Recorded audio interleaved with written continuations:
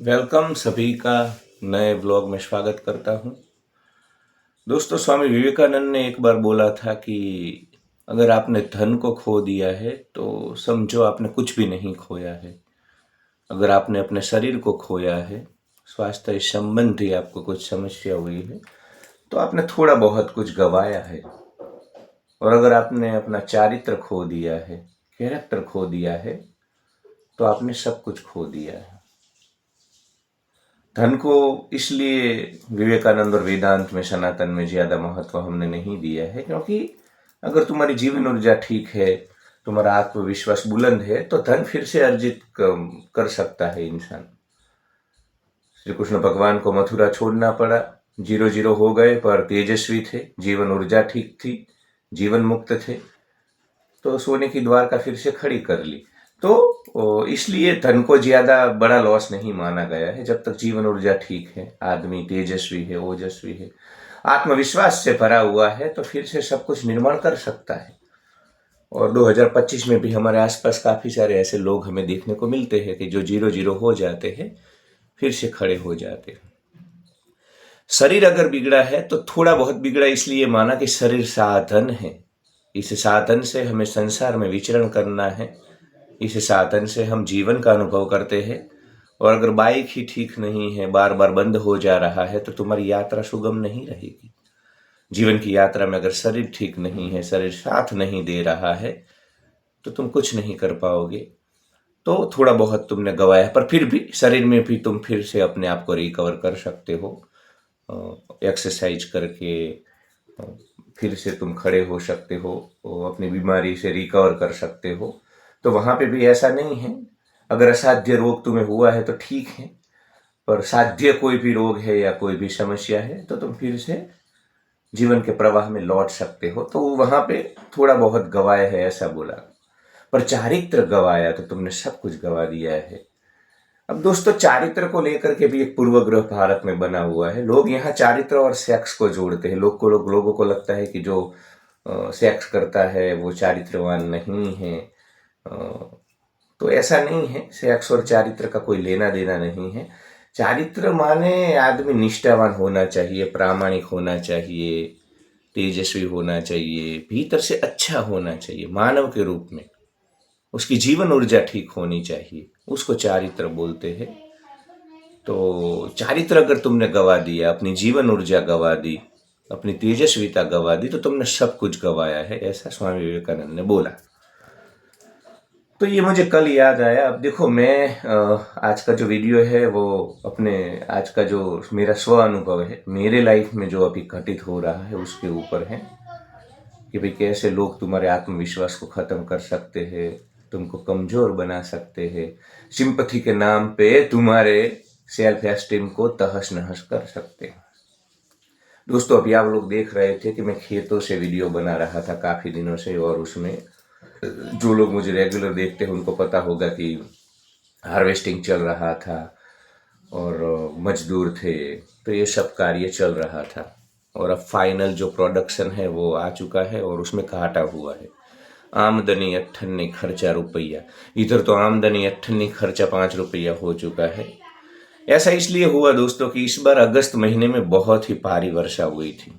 जो annual rainfall होता है, गुजरात में बारिश होती है, वो बहुत हुई थी अगस्त महीने में। तो जो पहले मैंने कॉटन ऑलरेडी हमने ग्रो किया हुआ था, उसमें बहुत सारा खर्चा किया था। उसके सीड एक तो महंगे हैं, पहले तो पेस्टिसाइड्स नहीं था, तो किसानी भी इतनी ज़्यादा एक्सपेंसिव नहीं थी।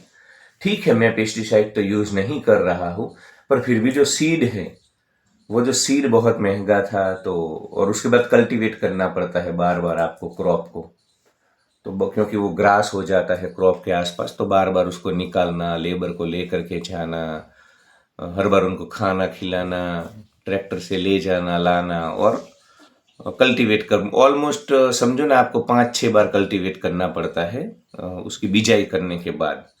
तो इसका खर्चा तकरीबन 60-70 हजार तक चला जाता है। और इतना खर्चा और ये सब करने के बाद भारी बारिश के कारण पूरा खेत पानी में चला गया, और जो कॉटन था वो पूरा क्रॉप ही डिस्ट्रॉय हो गया। तो हम 0-0 हो गए। फिर विंटर क्रॉप जो किया हमने, उसमें भी हवामान ठीक नहीं रहा। विंटर क्रॉप जो हमारे होते हैं सीसा में और क्यूमीन ये सब, तो उसमें अगर वेदर ठीक नहीं है तो वो क्रॉप जो है उसमें इनकम ज़्यादा, मतलब वो डिस्ट्रॉय हो जाता है, इफेक्ट हो जाती है उसके ऊपर। तो उसमें भी फिर नुकसान हुआ, तो खर्चा बहुत हुआ और उसके सामने इनकम बहुत ही कम मेरे को मिली। तो ऑलमोस्ट समझो ना 70-80,000 का घाटा है, इतना मेरे को जोड़ने पड़े हैं। इनकम तो हुई नहीं है पर ये मुझे जोड़ने पड़े हैं पैसे। तो ठीक है, मैं वीडियो बनाने का मेरा तात्पर्य ये नहीं था कि मैं अपनी ये करुण कथा आपके सामने रखूं। मुझे कोई फर्क नहीं पड़ा है, क्योंकि मैं 10 साल पहले पूरी श्रीमद् भगवद गीता का पठन करता था सुबह में। उसमें हमेशा मुझे एक श्लोक मेरा सबसे फेवरेट है सांख्य योग में। उसमें श्री कृष्ण भगवान बोलते हैं अर्जुन को कि अर्जुन, इंद्रिय के विषय के साथ जो संयोग है, सुख दुख है, वो उत्पत्ति और विनाशशील है, इनको तू सहन कर, ये चले जाएंगे। तो कृष्ण स्पष्ट रूप से बोलते हैं कि तुम्हारे जीवन में जो भी उतार चढ़ाव आ रहे हैं, जो भी तुम्हारा जीवन अनुभव है यहाँ पे, लाइफ एक्सपीरियंस, वो स्थायी नहीं है। अगर तुम तकलीफ में आए हो, घाटे में आए हो, तो वो भी स्थायी नहीं है। तो बस तुम्हें सहन करना है, वो वक्त भी चला जाएगा और हम सबको पता है कि चला जाता है। तुम धैर्य से सामना कर लेते हो, फिर से बारिश होगी, फिर से बिजाई होगी और तुम रीएम्बर्स कर लोगे, या तो फिर अन्य किसी तरीके से तुम जीवन चलता है इधर, जीवन कभी रुकता नहीं है। आहार निंद्रा भय मैथुन का जो खेल है वो चलता है। तो ये श्लोक मुझे श्रीमद् भगवद गीता का, जो श्री भगवान श्री कृष्ण ने अर्जुन को कहा, वो मेरे चित्त में बसा हुआ है काफ़ी सालों से। तो मैं बाहर ये नहीं, काफ़ी सारी अन्य बातें हैं, मान अपमान, जय पराजय, निंदा स्तुति, लाभ हानि, ठंडी गर्मी, सुख दुख, सिद्धि असिद्धि, किसी भी चीज़ में मैं हिलता नहीं हूँ, क्योंकि मुझे पता है बाहर के जो भी अनुभव है वो बाहर के है, भीतर उसको कोई लेना देना नहीं है, न लेना देना होना चाहिए। और बाहर कुछ भी है, कितनी भी ट्रिकी सिचुएशन है, वो चली जाती है। मेरा खुद का अनुभव है कि जैसे जैसे दिन बीतते हैं, कोई चीज़ यहाँ पे स्थायी नहीं है। Life means constantly change, permanent यहाँ कुछ भी नहीं है। तो न सुख में, न दुख में, न मुनाफे में, न घाटे में मैं हिलता डुलता नहीं हूँ, मुझे कोई फर्क नहीं पड़ा है। पर मैं ये वीडियो इसलिए मैंने बनाया कि जो लोग साधना नहीं करते हैं, या तो जो लोग मुझे देख रहे हैं, उसमें से देखो हम लोअर मिडिल क्लास है भारतवर्ष में, तो काफ़ी सारे लोग होंगे कि जिनके जीवन में ये, चलो मेरे को किसानी में हुआ, आपको कोई और इंसिडेंट हो सकता है, ऐसा नहीं। आप बिजनेस कर रहे हो, आप जॉब कर रहे हो, या तो आर्थिक चीज़ों को छोड़ दो, अन्य रिलेशनशिप में आपके उतार चढ़ाव आ सकते हैं। तो हर दिन यहाँ पे एक से नहीं बीतते हैं, वो चाहे अदानी अंबानी हो या कोई भी हो, कोई भी सेलिब्रिटी हो जिनको हम सक्सेस मानते हैं, सबके जीवन में उतार चढ़ाव आता है। उनको उनके लेवल का उतार चढ़ाव होता है, हमको हमारे लेवल का। पर लाइफ में एक सा माहौल नहीं रहता है, ये सत्य है, ये सनातन सत्य है। तो जब तक हम इस सनातन सत्य का स्वीकार नहीं कर लेंगे, हम शांति से, सुख चैन से, तेजस्विता से नहीं रह सकते। तो इसलिए मैं वीडियो बना रहा हूँ कि आपकी रिलेशनशिप में अगर रिजेक्शन आया है, आपकी जॉब में आपको रिजेक्शन मिला है, वहाँ पे आपकी फेवर का माहौल नहीं है, आपके परिवार में डिस्प्यूट चल रहा है, झगड़े चल रहे हैं, किसानी में, बिजनेस में, कहीं पे भी घाटा हुआ है, कुछ भी हुआ है, तो एक बात समझ लो, कुछ भी स्थायी नहीं है, जीवन हमेशा बदलता रहता है। तो धैर्य रख लो, ये समय भी चला जाएगा। और देखो, ये तो काफ़ी सारे लोग बोलते हैं ऐसे वीडियो, तो मैं कुछ विशिष्ट, पर मेरे को ये वीडियो इसलिए मैं बनाना चाहता था कि जीवन ऊर्जा महत्वपूर्ण है। तुमने अगर तुम्हारी जीवन ऊर्जा खत्म कर दी, तुम्हारे चेहरे के ऊपर जो लाल टमाटर जैसी लालिमा है उसको अगर खत्म कर दी, तो ये बड़ा लॉस है। ये किसानी, ये सब छोटे मोटे लॉस है जीवन की यात्रा में, ये तो कल सब कुछ ठीक हो जाएगा। पर अगर ये डिप्रेशन को अपने भीतर तुमने समा लिया, तो तुम जो, मतलब तुम्हारी जो तेजस्विता है तुम्हारे चेहरे में, तुम्हारी जीवन ऊर्जा अगर डिस्टर्ब हो गई, जिसको लेकर के तुम्हें सुबह से लेकर शाम तक इस संसार के नाटक में तुम्हें खेल खेलना है, युद्ध लड़ना है, वो जीवन ऊर्जा अगर डिस्टर्ब हो गई, तो समझो सब कुछ डिस्ट्रॉय हो गया। इसीलिए वो बोले ना Vivekananda ji, if character is lost then everything is lost. तो जीवन ऊर्जा तुम्हारी अगर क्षत विकसित हो गई, डिस्टर्ब हो गई, तो फिर इस खेल में दोस्तों, काफी सारे लोगों को लगता है जब मैं बोलता हूँ कि देश के आदरणीय प्रधानमंत्री नरेंद्र मोदी जी की जीवन ऊर्जा देखो तुम, सुबह 4 बजे उठ जाते हैं, रात को देर रात तक उनकी मीटिंग्स चलती है, फिर भी वो देखो जितने वो तरोताजा सुबह 4 बजे होते हैं उतने ही रात को 10 बजे। उस इंसान की जीवन ऊर्जा तुम देखो। अब मैं जब ये बात करता हूँ तो काफी सारे जो लोग होते हैं उनको लगता है कि क्योंकि मैं गुजराती हूँ इसलिए ये बात कर रहा हूँ, या मैं बीजेपी सपोर्टर हूँ। मेरा कोई पार्टी से लेना देना नहीं है, और ना ही नरेंद्र भाई गुजराती है इसलिए वो भारतवर्ष के हैं, वो सनातनी है, वो इस धरती के संतान है। हमारे लिए सिक्किम से लेकर गुजरात, कश्मीर से लेकर के कन्याकुमारी, पूरा भारतवर्ष माँ भारती है। ऐसे कोई अलगाव में हम नहीं है, इतनी छोटी सोच नहीं है। पर मैं इसलिए बोलता हूँ कि मैंने खुद उनको देखा हुआ है। वो जब गुजरात के मुख्यमंत्री के तौर पे यहाँ पे थे तो मैंने नजदीक से उनको, उनकी ऑरा को महसूस किया है।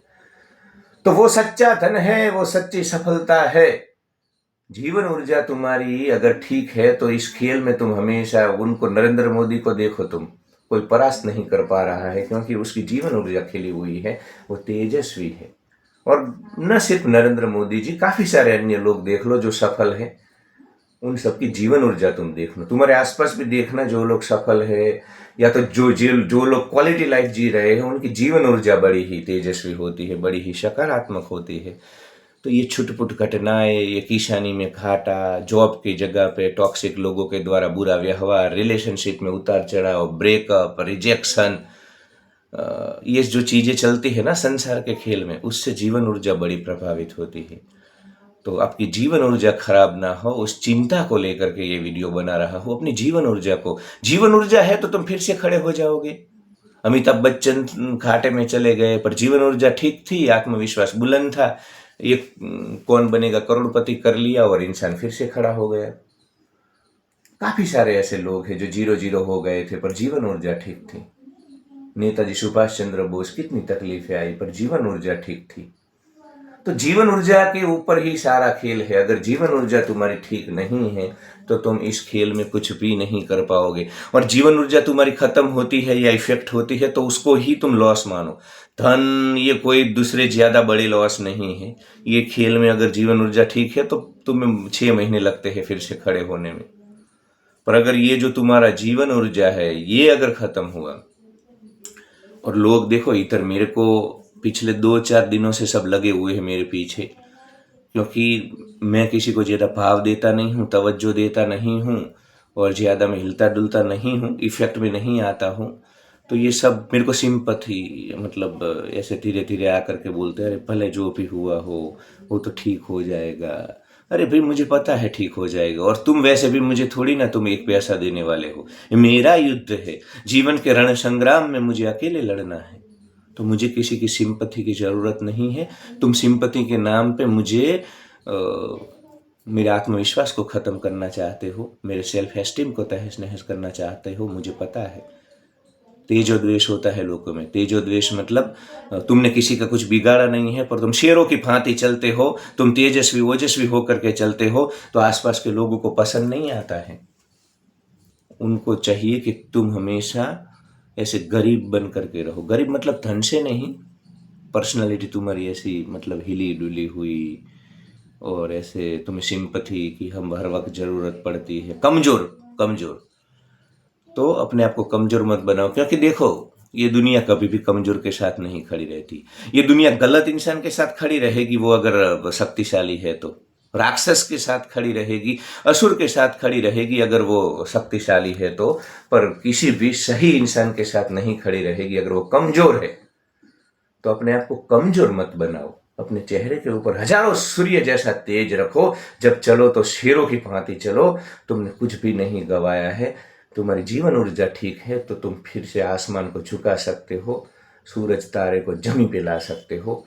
तो अपनी जीवन ऊर्जा, किसी को तुम रोड पे आ जाओ, कुछ भी तुम्हारे जीवन में कुछ भी हो जाए, 2 वक्त की रोटी पे न रहे, फिर भी तुम्हारे भीतर जो तेजस्विता है ना, जो जीवन ऊर्जा है ना, उसको डिस्टर्ब मत होने देना। एक्सट्रीम से एक्सट्रीम सिचुएशन हो जाए, और कभी भी कोई भी देखो ये चिंगुर मरकट कीड़े मकोड़े है ना, वो आएंगे सिंपैथी के नाम पे तुम्हें छोटा बनाने के लिए। अपने आप को छोटा मत बनने देना, बात अहंकार की नहीं है। पर एक बार अगर इन लोगों ने तुम्हारे भीतर लघुता ग्रंथि डाल दी, इंफीरियोरिटी कॉम्प्लेक्स डाल दिया, तो फिर तुम कभी खड़े नहीं हो पाओगे। तो अपने आप को लघुता ग्रंथि में इंफीरियोरिटी की, दोनों इंफीरियोरिटी कॉम्प्लेक्स और सुपीरियोरिटी कॉम्प्लेक्स, गुरुता ग्रंथि दोनों घातक है। इसी इन सभी प्रकार की जो मतलब पर्सनालिटी ट्रेड्स है उससे बचना है।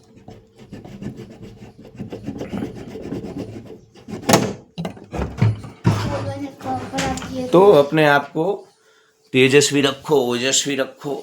और देखो लोगों को क्या है, ये सिर्फ बातें करते हैं, कोई तुम्हारे साथ नहीं खड़ा रहता है।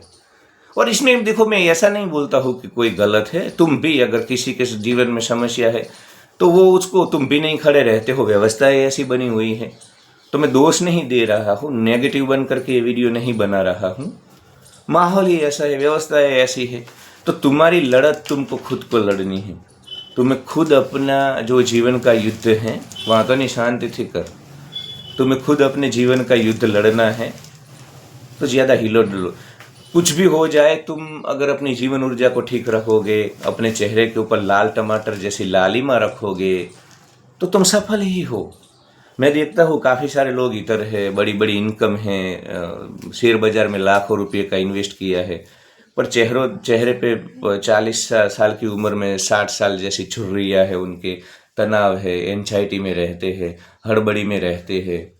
तो वो सफल नहीं है। सफल वही व्यक्ति है जिसकी जीवन ऊर्जा ठीक है, जिसके चेहरे पे तेजस्विता है, जिसका चेहरा भय मुक्त है, जो निर्भय है, जिसका चेहरा चिंता मुक्त है, जिसके चेहरे पे हल्की सी मुस्कान रहती है, जिसके चेहरे पे शेरों जैसी तेजस्विता रहती है, वही व्यक्ति सफल है। तो तुमने अगर अपनी जीवन ऊर्जा गवा दी तो तुमने सब कुछ गवा दिया है।